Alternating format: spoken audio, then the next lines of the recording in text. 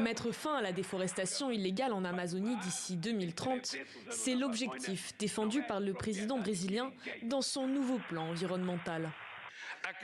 Nous venons de relancer le plan d'action et de lutte contre la déforestation en Amazonie. Dans sa version précédente, au cours de mes 2 premiers mandats, ce plan a produit la plus grande réduction des taux de déforestation en Amazonie de toute son histoire. Nous relançons la création des zones protégées, des parcs et des réserves.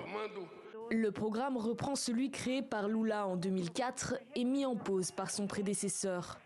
Pendant le mandat de Jair Bolsonaro, la déforestation annuelle en Amazonie avait grimpé de 75%. Ces annonces signent le retour de la thématique écologique comme priorité pour le Brésil. Mais tout n'est pas gagné. Cette présentation intervient une semaine après plusieurs coups portés à l'agenda présidentiel. Lors de la validation du gouvernement, le Congrès conservateur a retiré certaines compétences au ministère de l'Environnement, notamment en matière de cadastre des terres rurales. Un outil essentiel pour combattre la déforestation illégale, mais aussi pour gérer les ressources en eau. Pourtant, face à ce contretemps, la ministre ne scie pas.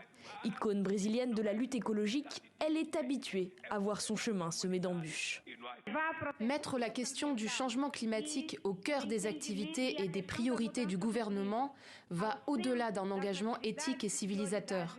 C'est aussi le plus grand atout que le Brésil a pour attirer les investissements, créer des emplois et être une fois de plus un protagoniste dans la résolution des grands défis mondiaux.